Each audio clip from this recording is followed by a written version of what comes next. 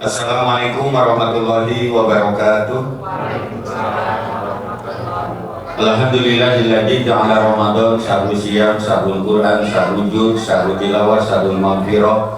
Asyhadu an la ilaha illallah wahdahu la syarika lah wa asyhadu anna sayyidina Muhammadan abduhu wa rasuluhu la nabiyya ba'da.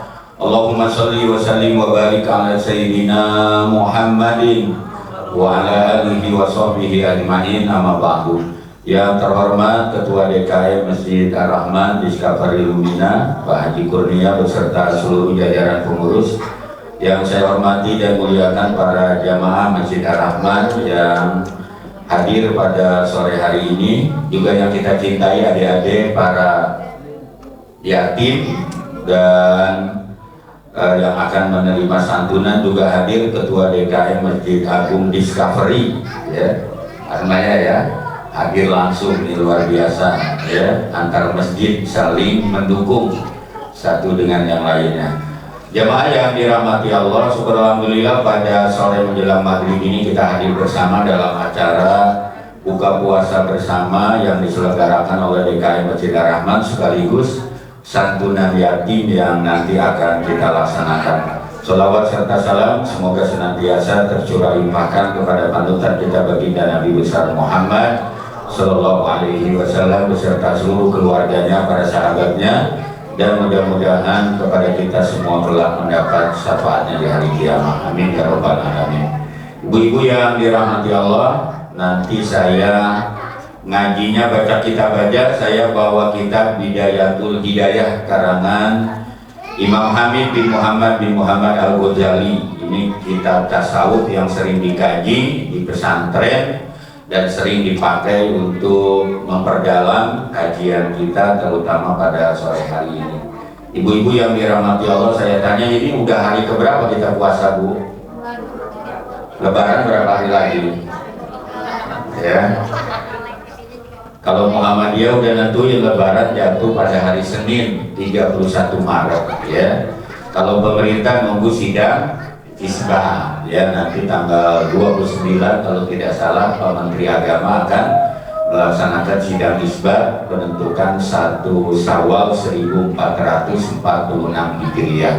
Mudah-mudahan ya Lebaran tahun ini sama ya seperti di awal kita berpuasa di bulan suci Ramadan. Jadi Bapak Ibu jemaah yang dirahmati Allah, kita sudah sampai di 10 hari terakhir di bulan suci Ramadan, ya.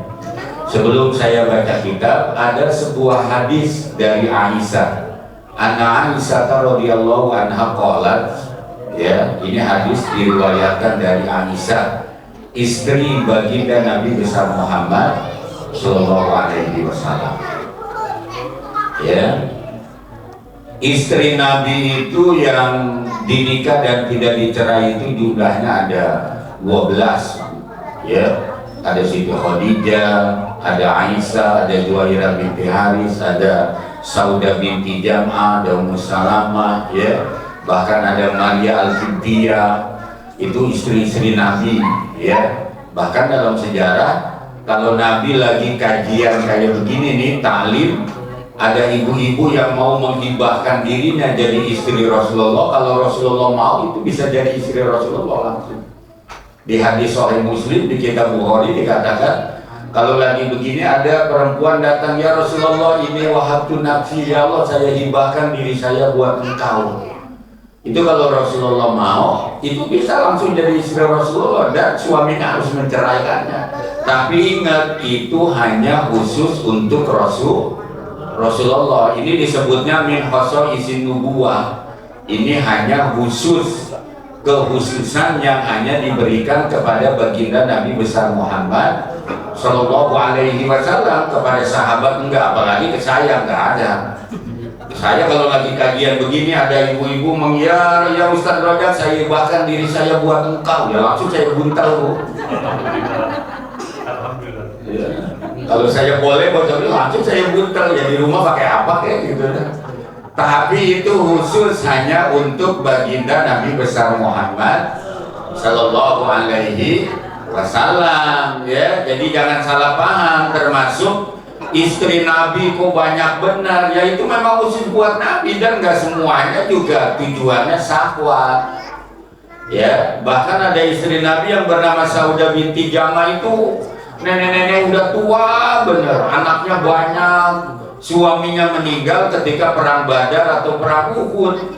Jadi dalam rangka perlindungan, dalam rangka supaya dia merasa terhormat atau dihormati anak-anaknya semua, lalu Rasulullah menikahkan. Tapi jatah tinggalnya, jatah tidurnya aja dia nggak ambil, diserahkan kepada istri yang lainnya, karena memang dia sudah tua renta. Jadi salah paham kalau orang bilang Nabi menikahi banyak istrinya tujuannya sahabat. Istrinya yang perawan itu hanya satu, yaitu Aisyah. Yang lainnya nggak ada yang perawan. Bahkan Aisyah dinikahi dalam usia yang sangat muda, 8 tahun 6 tahun, haid juga belum, sampai dia menunggu haid sampai ini baru boleh dia melakukan hubungan intim. Tapi di luar itu nggak ada istri Nabi itu yang perawan, jumlahnya sekian, nggak ada. Jadi salah paham, ya Rasulullah menikahi itu dasarnya karena untuk menolong, ya, dasarnya karena memang banyak yang meninggal ketika perang dan menjadi syahid, ya, berguguran, dinikahilah oleh Rasulullah, ya.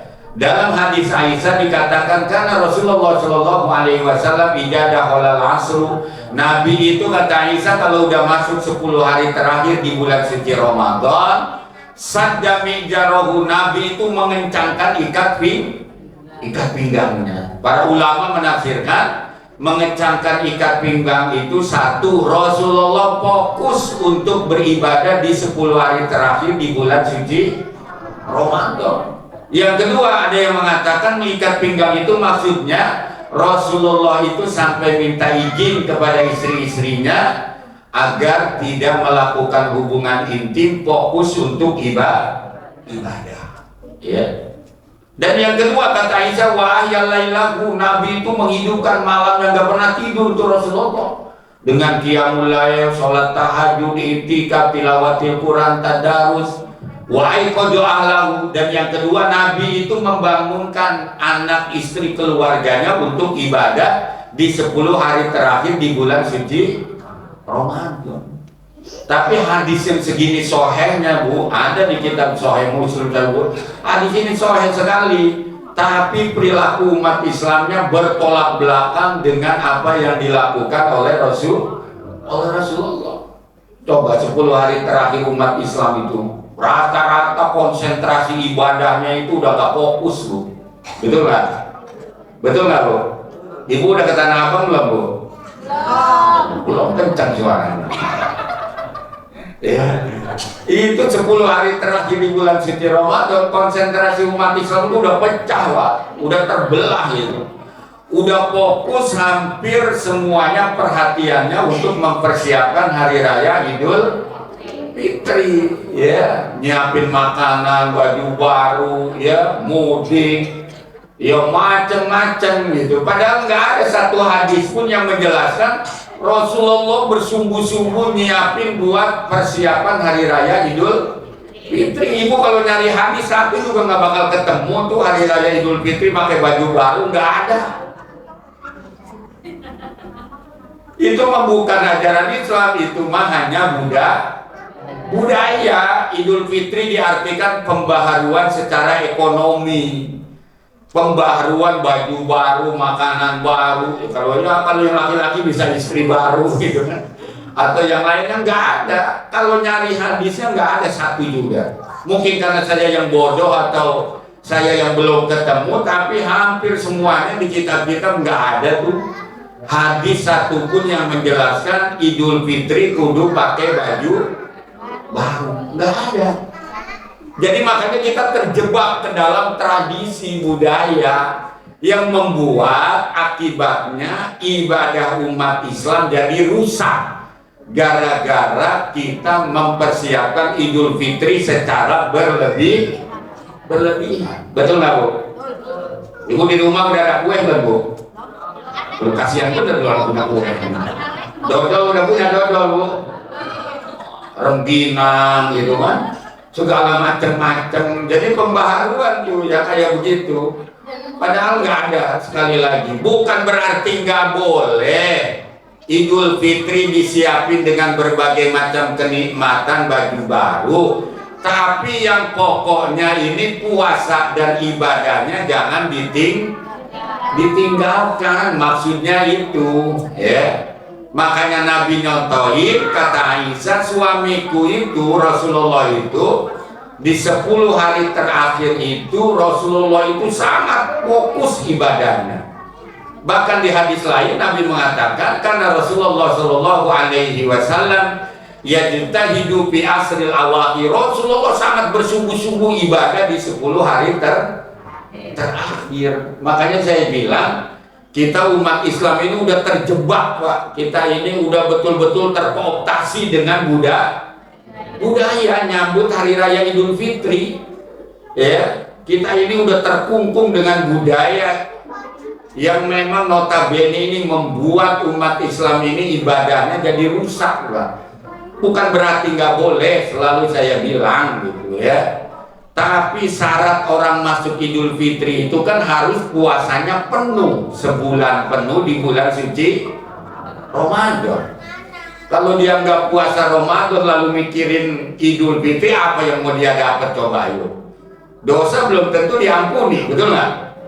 Malah dia berbuat dosa. Pahala dia dapat nggak? Kagak. Ya taraweh kagak, puasa kagak, tilawah kagak, ngaji kagak. Mau dapat pahala gimana coba dia? Tapi yang dia pikirin lebaran, baik lebaran. Kan ada orang puasa kagak, ibadah kagak, nongkrong tuh di warung, umpamanya di pos ronda. Aduh, lebaran beberapa hari lagi nih, betul nggak? Puasa kagak, tarawih kagak, ngaji kagak, hataman Quran kagak, itikaf kagak, zikir kagak, qiyamul lail kagak. Tapi yang dia pikirin lebaran. Itu benar apa salah itu yang gitu? Butuh benar lagi jawabnya.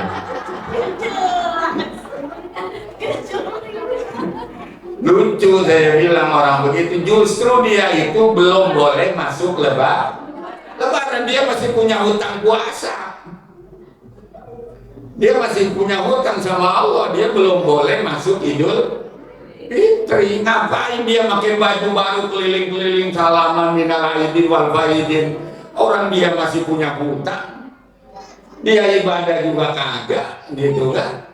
Padahal yang boleh masuk Idul Fitri itu adalah yang puasanya full selama di bulan suci Ramadan. Itu yang harus kita ingat. Nah makanya alhamdulillah nih Masjid Ar-Rahman hari ini ngadain santunan, ya berbagi. Memang Rasulullah di 10 hari terakhir itu di samping menghidupkan malam dengan ibadah tilawatil Quran tadarus, juga Rasulullah mengoptimalkan ibadah melalui sodako. Bahkan Rasulullah sodakonya lebih meningkat lagi di 10 hari terakhir. Jadi udah benar secara syariat di Masjid Ar-Rahman, udah benar ngadain santunan, berbagi. Kalau kita ada rezeki ya, mau terang-terangan mau tersembunyi silahkan, mau pagi mau malam mau subuh, yang penting kita sodako ya, sirron wa alaniya boleh, mau sembunyi-sembunyi. Bapak ibu kalau ada rezeki datang malam-malam ketok pintu orang miskin, kaum duafa, yatim, kasih boleh, atau mau dikumpulin kayak begini juga boleh. Yang penting kita rajin sodako, terutama di 10 hari terakhir di bulan suci Ramadan ya. Ini yang harus terus saya ingatkan, karena 10 hari terakhir ini bakunya lihat keliling jalan-jalan udah kayak nggak bulan puasa Pak, betul nggak? Udah nggak kayak bulan puasa nih. Coba lihat orang makan minum merokok udah nggak takut sama Allah. Orang makan terang-terangan tuh. Warung-warung sekarang udah nggak pakai hordeng lagi Bu, udah nggak pakai hijab lagi, betul nggak? Wah udah dibuka semua nih. Jadi udah rusak nih suasana Ramadan, kesucian Ramadan. Justru di 10 hari terakhir itu yang harus kita pertahankan, karena memang itu momentum yang sangat luar biasa. termasuk Lailatul Qadar itu adanya di 10 hari terakhir di bulan suci Ramadan. Boro-boro pada ingat sama Lailatul Qadar, yang ada Lailatul Qadar pada mikirin lebaran. Naudzubillahi min dzalik. Yuk kita konsentrasi, udah biarin. Apalagi sekelas kita nih udah pada tua begini masih mikirin baju lebaran, baik. Mau ngapain gitu? Kita udah tua-tua begini nggak pakai baju lebaran, baju baru tuh di mana gitu? Mau ngapain? Nggak usah lah. Ya kalaupun ada nggak usah sesumbar, nggak usah. Kalau model bocah masih belum akil balik wajar pada nangis kalau nggak pakai baju baru lah. Kita udah aki-aki nangis lebaran kagak pakai baju baru. Ada yang begitu aki-aki ini di sini begitu, ada nggak? Udah aki-aki udah ini pakai bawa lebaran nangis gara-gara nggak dibeliin baju baru. Padahal siapa yang nanya kita Idul Fitri pakai baju baru atau enggak? Bang, ada yang nanya? Ada yang nanya apa enggak? Nggak ada. Apalagi nanya-nanya merek, lu baju barunya merek apa sih gitu? Nggak ada. Lebaran tuh nggak bakal ada yang nanya-nanya kita pakai baju baru atau enggak. Kitanya aja yang ngerasa malu, nggak sempurna kalau nggak pakai baju baru. Padahal yang lebih bagus adalah tajdidul imannya, iman kitanya yang harus baru, itu yang harus kita lakukan ya. Jadi itu hadis dari Aisyah, hadisnya sahih sekali Bu ya. Karena Rasulullah Shallallahu Alaihi Wasallam idza da'al asru sadda mi'jarahu. Rasulullah itu mengencangkan ikat pinggangnya. Wa ahyalailahu, menghidupkan malam-malamnya, nggak pernah tidur. Bahkan dia izin sama istrinya untuk tidak berhubungan intim dan lain sebagainya. Pokoknya mau fokus ibadah. Wa iqadalailahu ya, wa iqadalahu. Rasulullah membangunkan anaknya, istrinya untuk bareng-bareng ibadah. Jadi kalau kita mau kebalik Bu, kita bangunin anak bini itu bukan ada ibadah. Kalau mau ke mall tuh dibangunin, betul nggak? Tuh bocah bangunin tuh kita ke mall beli baju baru, tuh bocah lagi tidur lagi pagi ubar-ubar bocah itu. Ya padahal sunnahnya itu wa'ai kodoa alamu, bangunin keluarga. Jadi tahajudnya berjamaah. Jadi boleh kita itikaf, kita tahajud, boleh berjamaah dengan jamaah masjid atau dengan keluarga inti kita. Ya itu hadis sahih ya. Jadi jangan sekali-kali kita ibadah ini untuk sendiri, egois.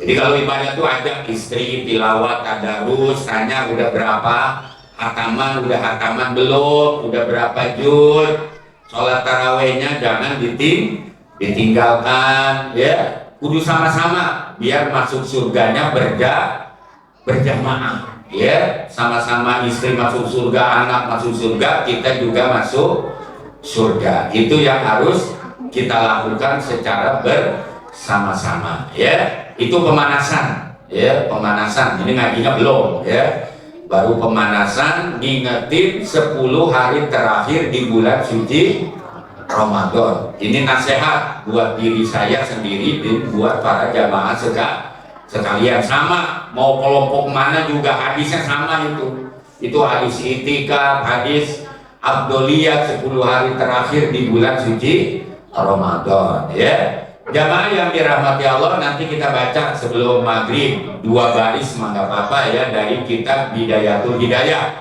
karangan Imam Ghazali. Bismillahirrahmanirrahim. Al-qismul awal fit ta'ah. Kata Imam Ghazali, pembagian pertama tentang ketaatan.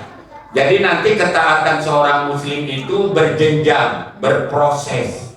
Ada yang sudah tinggi benar, ada yang baru mau mulai dasar.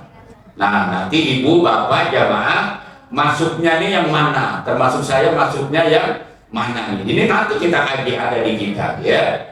Ilam ana awamirillah faraidu wa nawafil. Kata Imam Ghazali, perintah Allah itu ada 2. Satu yang bersifat fardu, yang kedua bersifat nawafil. Nawafil itu yang bersifat sunnah. Jadi ingat, mau ngaji di kitab mana juga tetap aja namanya perintah Allah itu hanya 2. Satu fardu, yang kedua nawafil atau sunnah.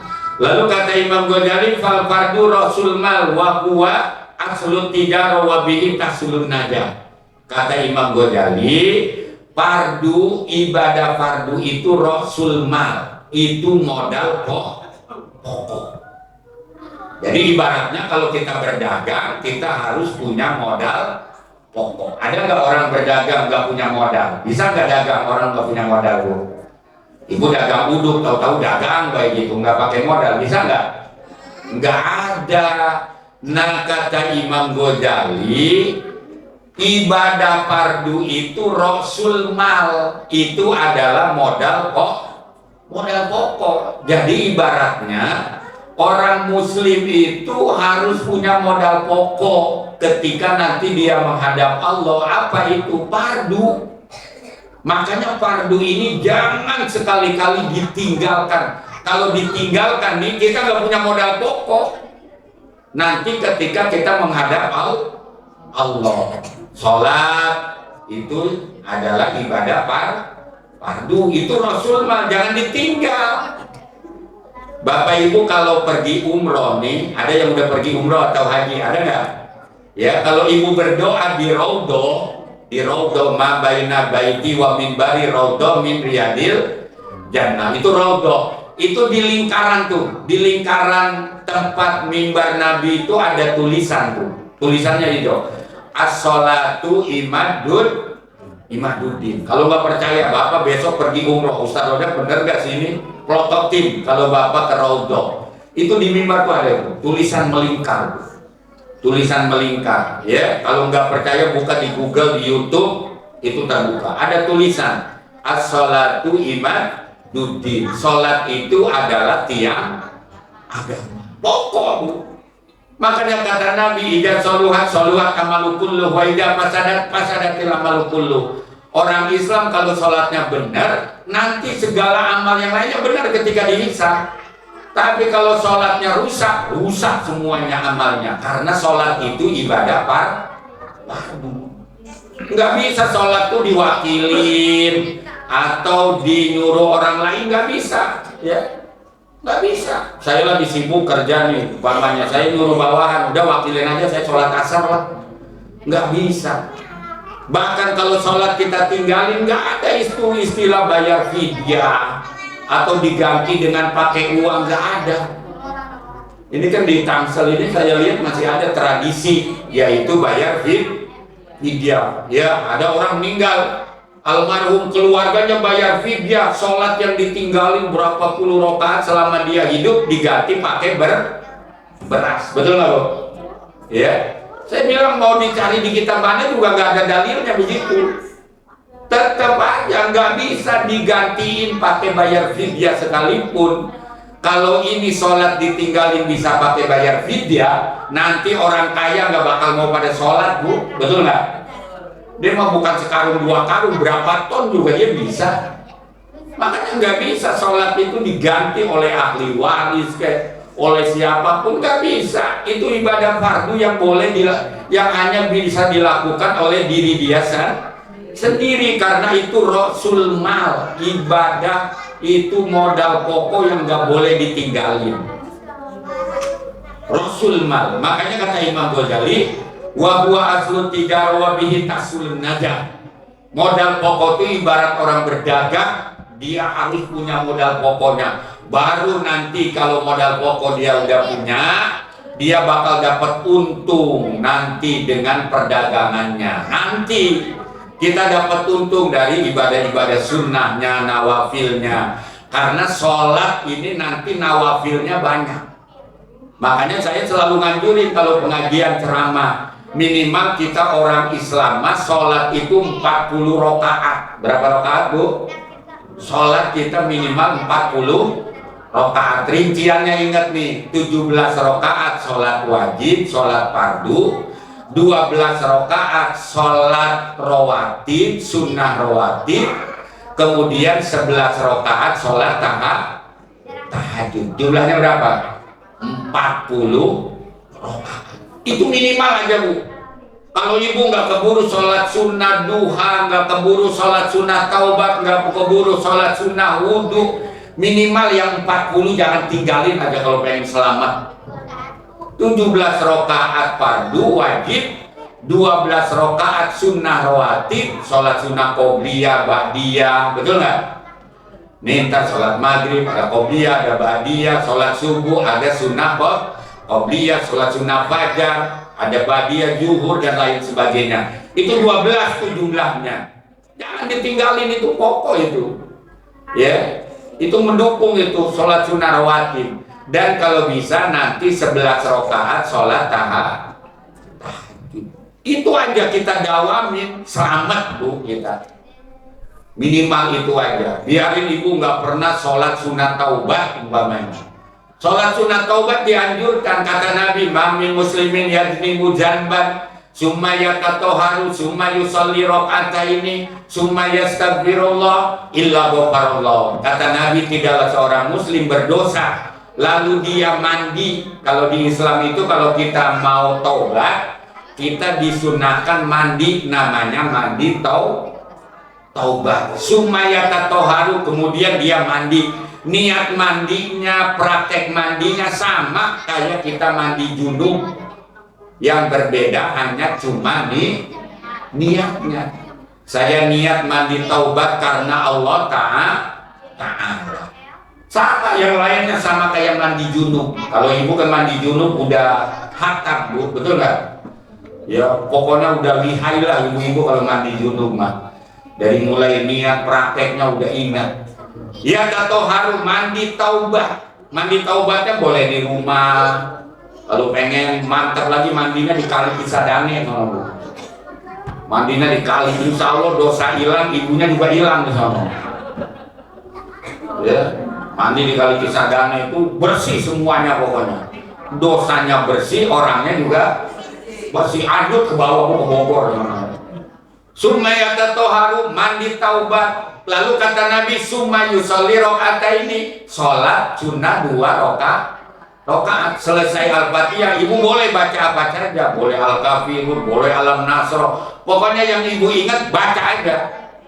Summa yastaghfirillah, setelah 2 rakaat selesai, lalu dia beristighfar, baca istighfar, astagfirullah, astagfirullahaladzim, astagfirullahaladzim min kulli dzambin wa atubu ilaihi min jami'il ma'asi wa junub. Atau ibu baca doa Sayyidul Istighfar, Allahumma anta rabbi la ilaha illa anta khalaqtani wa ana abduka wa ana ala ahdika wa wa'dika mastata'tu a'udzu bika min syarri ma sanatu abu laka bi ni'matika alayya wa abu bi dzambi faghfirli fa innahu la yaghfiru dzunuba illa anta. Itu Sayyidul Istighfar baca. Atau minimal yang paling pendek, astagfirullah, astagfirullah, astagfirullah. Karena ketika kita menyesali perbuatan dosa kita harus dibarengi dengan kalimat istighfar. Astagfirullah Rabbal baraya, astagfirullah minal. Ya, kalau ngaji udah mau buka puasa begini Pak Guru, pada ngeliatin jam bahaya. Ya. Ustaz udah dicuekin ya, kamu udah ngeliatin jam aja, wah udah gak konsentrasi ya. Baca istighfar, summa yastaghfirillah, baca istighfar, illa ghafarallahu lahu, kecuali nanti ibu selesai mandi, selesai sholat, selesai baca istighfar, illa ghafarallah, kecuali nanti Allah bakal ampuni dosa-dosa kita. Itu namanya sholat sunat taubat. Kalau ibu nggak keburu sholat sunat taubat, minimal rawatib aja jangan tinggalin.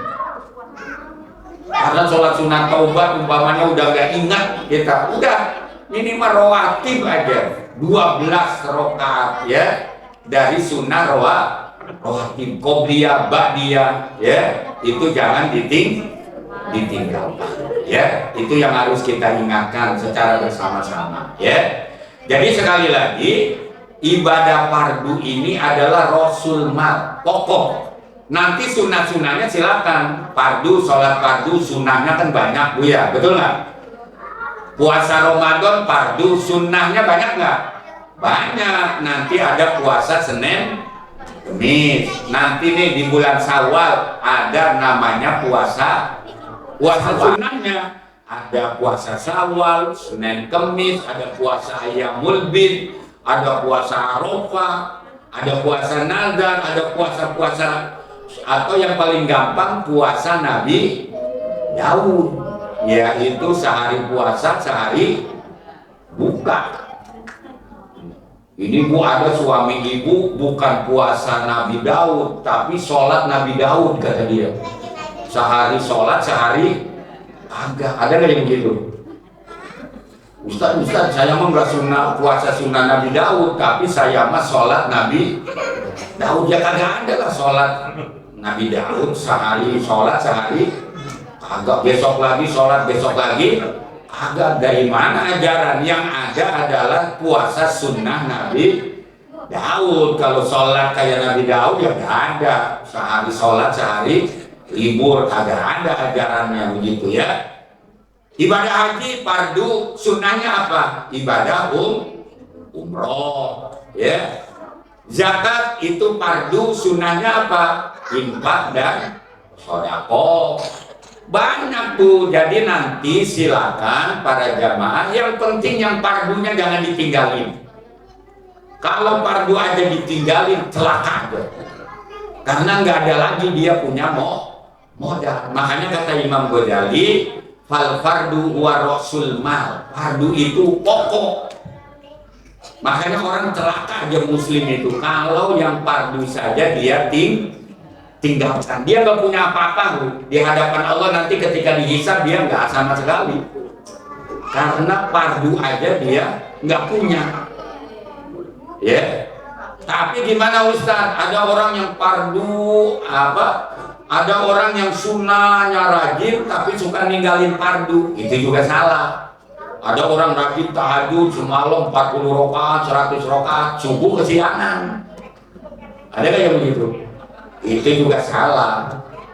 Ya, tetap yang fardu mah adalah pokok. Jadi kalau ibu tahajud bentar malam, ya ibu harus sisihkan waktu untuk tidur sejenak, cari tenaga biar jangan kesiangan sholat subuhnya diatur ya. Jangan sampai mau bersunnah ninggalin fardu. Itu juga nggak boleh dalam ajaran Islam ya. Jadi jamaah yang dirahmati Allah, ini udah mau maghrib ya. Jadi singkat saja kata Imam Ghazali, fal fardu rasul mal. Saya titip pokoknya, karena ini lagi ibadah fardu kita di bulan suci Ramadan. Fardunya apa? Yaitu puasa sebulan penuh di bulan suci Ramadan. Jangan tinggalin nih, sekuat tenaga jangan batal nih. Ibu kalau besok ke Tanah Abang, kalau bisa puasanya jangan batal. Ini ke Tanah Abang pada makan bakso di sana. Makanya saya nggak mau kalau diajak istri, nganter istri ke Tanah Abang, saya paling nggak mau. Udah pergi besok mau dewek, saya bilang. Ngeri ngelihat di Tanah Abang nggak ada yang pada puasa. Bahkan ibu-ibu, Ustaz gimana hukumnya kalau ke Tanah Abang berdesak-desakan capek lalu kita batal puasa? Kagak ada ilatnya. Nggak pernah pikir puasa membolehkan orang pergi ke Tanah Abang lalu batal puasa. Tetapnya doraka, saya bilang. Satu kali dia tinggalin puasa di bulan suci Ramadan, dia ganti puasa setahun aja belum tentu Allah terima puasa yang setahun.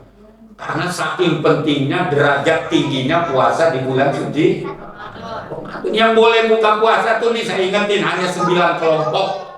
Ibu-ibu hamil, ibu-ibu menyusui, yang sedang haid, yang sedang nifas, yang sedang dalam perjalanan, kemudian orang sakit yang sudah tidak mampu, lansia, kemudian anak kecil yang belum akil balik, lalu orang gila, dan terakhir orang kafir. Itu 9 kelompok yang boleh tidak berpuasa di bulan suci Ramadan. Di luar kelompok itu haram hukumnya orang secara sengaja batal puasa. Jadi gampang Bu, kalau bapak-bapak siang hari badan peker, gede, akal sehat, yang dia beli nasi bungkus, nasi padang di KFC, oh ibu gampang, oh berarti dia lagi hamil. Oh bapak-bapak ini berarti lagi menyusui. Kalau enggak, oh bapak-bapak ini lagi haid, betul nggak? Oh bapak-bapak ini berarti lagi nifas. Atau terakhir jangan-jangan dia orang lagi jadi orang gila. Udah 9 kelompok aja, emang itu ibu mau ngaji di kitab mana juga sama siapa pasti itu. Di luar kelompok itu nggak ada ilat-ilat tambahan, termasuk ilat pergi ke tanah abang kagak ada di kitab. Gara-gara ke tanah abang boleh batal puasa, nggak ada. Makanya saya bilang jangan ranggap remeh berbuka puasa tanpa ada ilat syar'i. Allah sangat benci, Allah tidak ridho orang muslim membatalkan ibadah fardu tanpa ada ilat syar'i. Ini yang perlu diingat, Bu. Jadi sudah saatnya nih kita ningkatin kualitas ibadah kita. Bapak Ibu jamaah yang dirahmati Allah, ini aja pengajian singkat hari ini karena moderator pembawa acara udah nengok ngeliatin saya ini. Ustaz udah habis waktunya. Ya ibu-ibu, bapak-bapak jamaah Masjid Ar-Rahman yang dirahmati Allah, ini ada pengajian singkat kita hari ini, ngajinya singkat bener ini mah ya. Yang penting Bapak Ibu paham, pokoknya ingat saya titip jangan tinggalin ibadah fardu, terutama sholat, puasa, zakat. Ibu kalau udah wajib zakat keluarin. Saya kasih contoh, ibu di rumah punya emas nggak? Punya emas nggak di rumah, Bu? Kasihan bener kalau punya emas. Miskin bener ini kalau punya emas. Punyanya abang. Ya, ibu kalau di rumah punya emas, jumlah gramnya udah 85 gram, itu sudah wajib ngeluarin zakat. Ibu kalau baru punya segram nggak apa-apa, Bu, nggak wajib. Tapi kalau udah 85 gram, itu sudah wajib zakat. Apalagi 100 gram, 200 gram, wah, agak dikeluarin zakatnya bencana tuh mas ntar. Tahu-tahu hilang, maling, diambil orang, kebakaran, macem-macem karena zakat emasnya kagak dikeluarin. Ya kalau ibu mah di rumah emas yang graman enggak ada, yang ada emas parno kali di rumah. Kalau itu mah lebih dari 85 gram ya. Jadi contohnya emas saja. Kalau ibu suami punya emas, simpanan emas 85 gram, itu udah nisab tuh. Keluarin tuh fardu zakatnya. Ya, zakat emasnya harus dikeluarkan. Jangan enteng-enteng wae pakai emas kesana kemari padahal zakatnya belum dikeluarkan. Nanti Allah paksa ambil zakatnya dengan cara Allah kalau dia nggak ngeluarin zakat. Ya, Bapak Ibu jamaah yang dirahmati Allah, ini saja pengajian kita hari ini, mudah-mudahan ada manfaatnya. Semoga ibadah puasa kita dari hari pertama sampai hari ini mudah-mudahan diterima oleh Allah Subhanahu wa Ta'ala. Mudah-mudahan kita diberikan kekuatan untuk menyelesaikan 10 hari terakhir di bulan suci Ramadan. Udah jangan pusing mikirin lebaran, pokoknya fokus ibadah baik dulu. Insya Allah nanti rezeki Allah yang ngatur, betul nggak? Nanti ujung-ujung ada orang yang nganterin baju, amin. Ujung-ujung ada yang nganterin THR, amin. Ujung-ujung ada yang nganterin makanan, amin.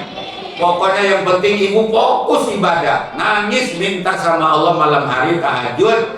Ya Allah, mau lebaran besok gue belum punya baju, gue belum punya duit, daging belum kebeli, ini belum punya, nangis minta sama Allah. Nanti Allah bakal kasih jalan yang mudah buat kita dapat rezeki. Ya, itu saja. Mohon maaf atas segala kekurangan. Wallahul muwaffiq ila aqwamit thoriq. Wassalamualaikum warahmatullahi wabarakatuh.